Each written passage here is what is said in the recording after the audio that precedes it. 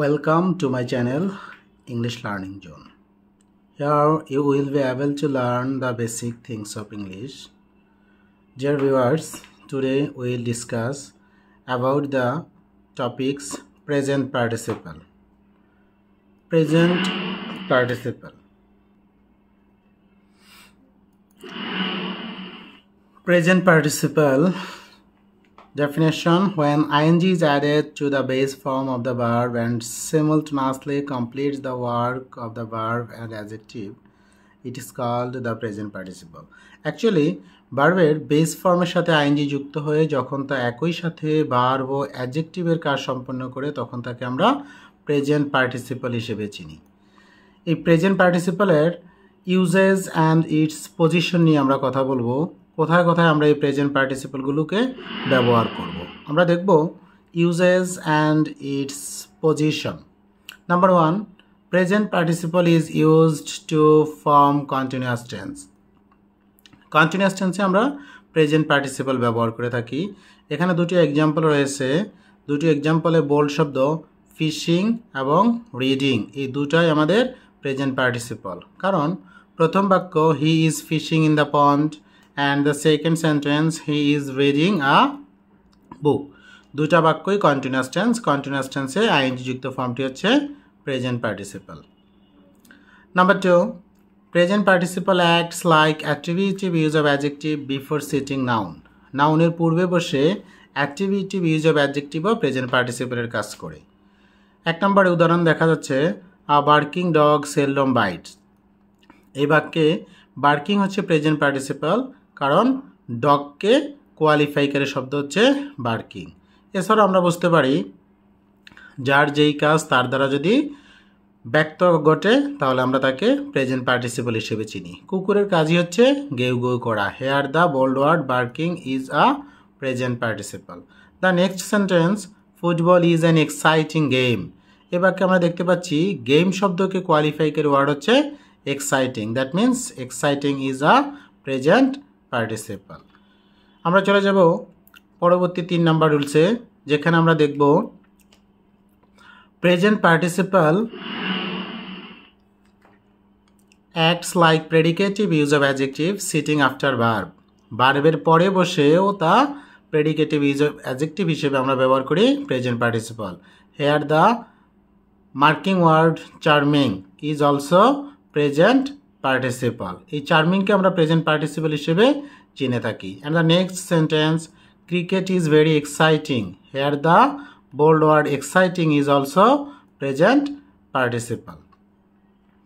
Rule number 4, among two actions performed by the same subject, the action that is completed first is the present participle. একজন ব্যক্তি দ্বারা যখন দুটি কাজ সম্পাদিত হয় প্রথম কাজের বর্ণনায় আমরা প্রেজেন্ট পার্টিসিপল ব্যবহার করে থাকি। এখানে দুটো বাক্য আছে। প্রথম বাক্যে finishing the work he came back home. এখানে দেখা যাচ্ছে finishing bold word, that means it is called present participle.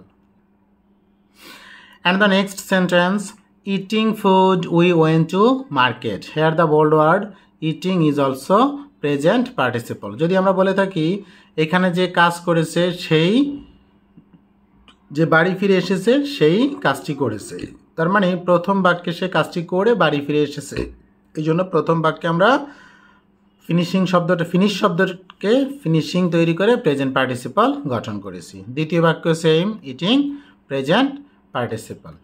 Dear viewers, আমরা চলে যাব আমাদের 5 নাম্বার রুলসে, যেখানে আমরা দেখব প্রেজেন্ট পার্টিসিপলের আরও একটি রুলস। 5 নাম্বার রুলসে বলা হচ্ছে present participle can be used like adjective instead of relative pronoun. Relative প্রোনাউনের পরিবর্তে আমরা প্রেজেন্ট পার্টিসিপল ব্যবহার করতে পারি। আমাদের এখানে একটি বাক্য রয়েছে the people living in the city are not always happy. যেখানে দেখা যাচ্ছে লিভিং শব্দকে বোল্ড করা হয়েছে, কারণ এখানে লিভিং হচ্ছে প্রেজেন্ট পার্টিসিপল। আমাদের রিলেটিভ প্রোনাউন ছিল the people who live in the city are not always happy. Who ছিল রিলেটিভ প্রোনাউন, যার পরিবর্তে আমরা হুকে বাদ দিয়ে লিভ শব্দের সাথে আইএনজি যোগ করে প্রেজেন্ট পার্টিসিপল গঠন করেছি। এই ছিল আমাদের এক number. 2 number, the teacher working here get handsome salary. এই বাক্যে দেখা যাচ্ছে ওয়ার্কিং আমাদের প্রেজেন্ট পার্টিসিপাল, কারণ এই ওয়ার্কিং শব্দটা এখানে হু রিলেটিভ প্রোনাউনের পরিবর্তে ব্যবহৃত হয়েছে। এছাড়াও আমরা কিছু ভার্ব পাই যাদের পরে অবজেক্ট বসে তারপরে প্রেজেন্ট পার্টিসিপাল গঠিত হয়। যেমন আমরা এখানে দেখতে পাচ্ছি কতগুলো ভার্বকে বোল্ড করা হয়েছে যেগুলো আমাদের প্রেজেন্ট পার্টিসিপালের অন্তর্ভুক্ত, such as feel, felt, find, found, kept, hear, heard, notice, noticed, see, saw, smell, smelled, watch, watched, etc. এই জাতীয় ভার্বগুলো একটা অবজেক্ট গ্রহণ করে তারপরে একটি প্রেজেন্ট পার্টিসিপাল গ্রহণ করে। তার মানে I heard her singing a song, object হারের পরে এই সিঙ্গিং হচ্ছে আমাদের এখানে প্রেজেন্ট পার্টিসিপাল। একইভাবে আই স্মেলড সামথিং বার্নিং, এই বাক্যে স্মেলটের পরে সামথিং অবজেক্ট, তারপরে বার্নিং হচ্ছে প্রেজেন্ট পার্টিসিপাল। এইভাবে আমরা প্রেজেন্ট পার্টিসিপালকে আইডেন্টিফাই করতে পারি। প্রিয় শিক্ষার্থী, এতক্ষণ আমাদের সাথে থাকার জন্য অসংখ্য ধন্যবাদ। Thank you for being with us. আশা করি পরবর্তী কোনো ভিডিও নিয়ে আবার দেখা হবে তোমাদের সাথে।